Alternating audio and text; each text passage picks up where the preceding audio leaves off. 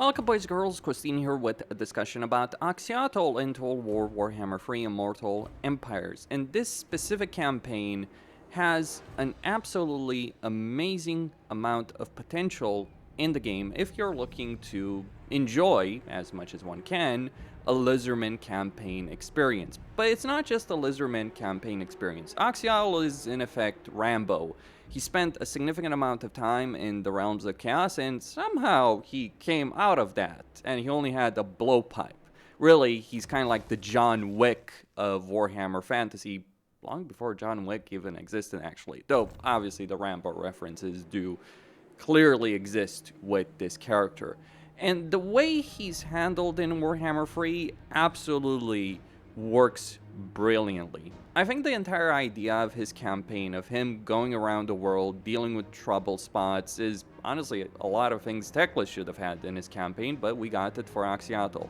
From just a personal perspective, I think Oxyotl is actually a more awesome campaign than Teclis, but that's just, a personal viewpoint on the subject. So here's how he works and some of the things you ought to be cognizant about if you're looking to play an Oxyotl campaign. First and foremost, he starts over here in the Southern Chaos Wastes. There's a lot of distance to cover over here, but the benefit of this specific starting location is that it's relatively safe. You start in a corner, you only have to deal with a minor faction of Khorne and then a minor faction of Tzeentch early on if you're looking to just expand naturally.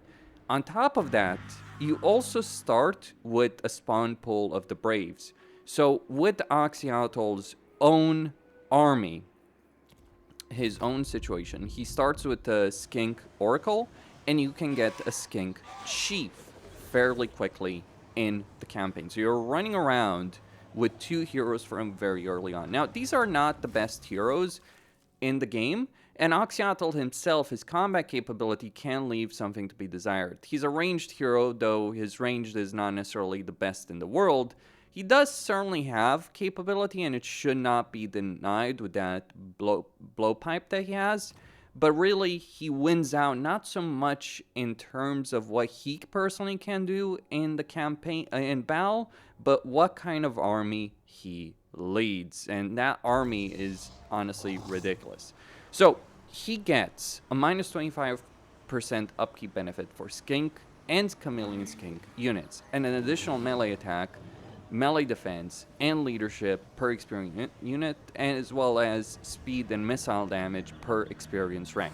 So these skinks, these Chameleon Skinks, suddenly go from being a kind of okay skirmisher melee unit to actually being rather dangerous when you are playing with Oxyotl, especially for his own army. It is honestly a shame that he doesn't have stock stance. I think that Oxyotl should get stock stance, but honestly, from a balancing standpoint, there's plenty good reason why adding stock stance would kind of break the game, really, considering the things that he's doing around the campaign map. I mean, it would certainly result in him being banned from every single multiplayer campaign ever. But on top of that, he gets armor-piercing missile damage for all Skink infantry units and experience gain for unit 100% when fighting against the forces of chaos. So you're heavily encouraged to fight against the forces of chaos. And you do have Masterful Ambush stance, which requires less movement and with a reduced detection chance. Furthermore, he's immune to diplomatic penalties when trespassing, which is kind of a big deal when we're talking about him because he's absolutely going to be going around the world dealing with people. So that's just the Lord effects. He also gains unit experience for his army, which plus 150, so that's, I think, 150 per turn tooltip issues, creative assembly tooltip issues.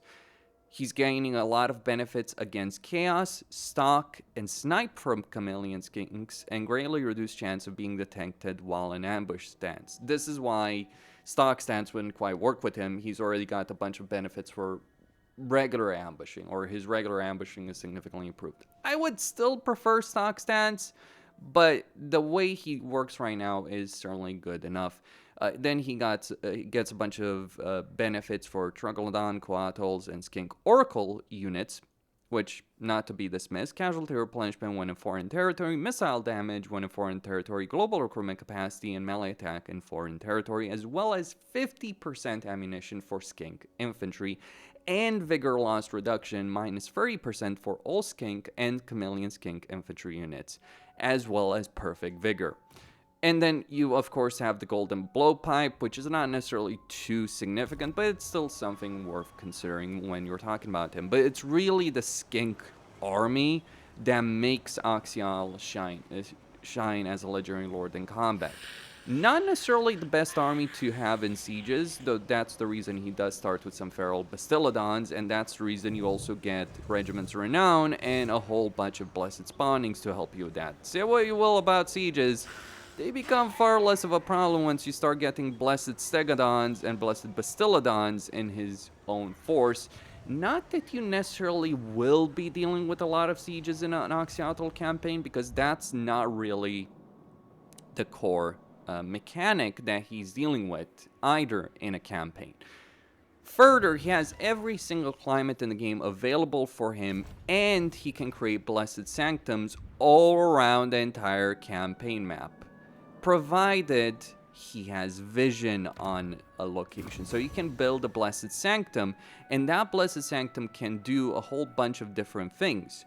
One of the things he can do is build a capstone of Topek, which would allow him to teleport to said location.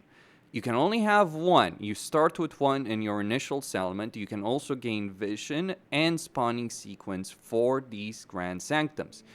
This is why we talk about Oxyotl having a lot of Blessed Spawnings, because he has the capability of scaling up Blessed Spawnings in a campaign.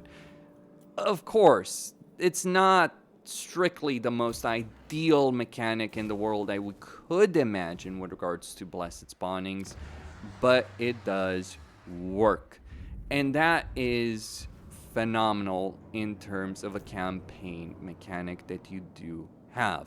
Like just those Sanctums, the Blessed Spawnings, yes, there is a cooldown. Yes, you're not just going to run around with all kinds of Blessed Spawning, but his ability of creating an army out of thin air is kind of ridiculous. We're not talking here about willy-nilly in terms of units. We're talking here about really powerful Lizardmen units that are better than the default versions of said units.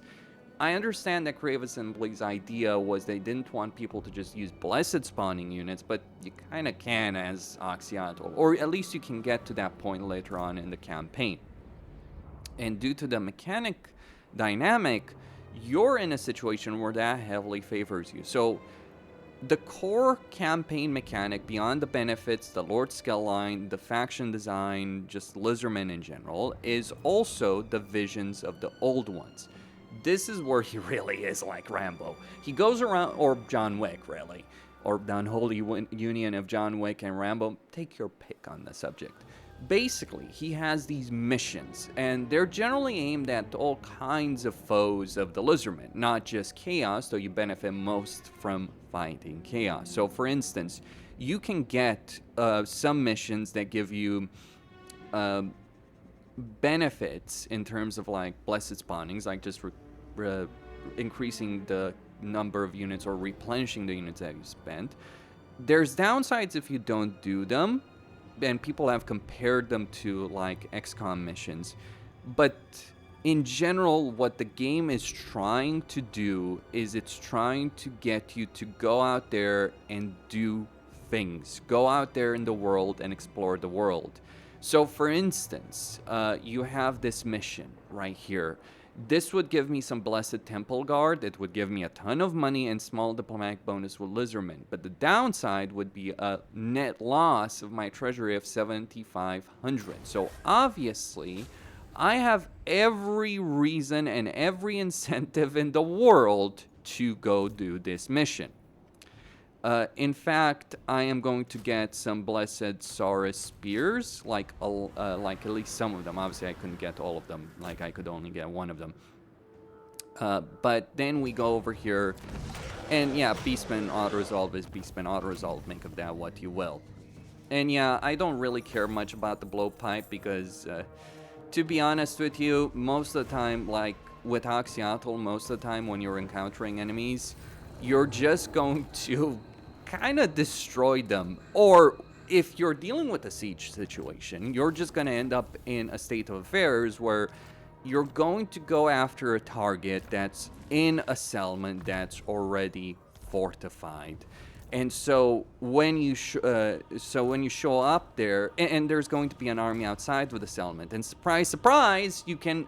And this is where not having stock stance is actually beneficial, because you're drawing the defenders in a field battle, and that is where Oxyotl shines. He doesn't shine in sieges. He shines in field battles. He's kind of like Snitch of the Skaven in that respect. And once you do a mission, and the campaign can be played in several ways. You can ignore some missions and do others. You can deliberately fail certain missions because you're not strictly interested in the negative consequences of it. For instance, right, let's take into consideration a mission that we have right here. Let's say I would be going up against Epidemius. Would that be beneficial? Sure, it would be worth it to get them huge pile of cash and the ward save for all armies.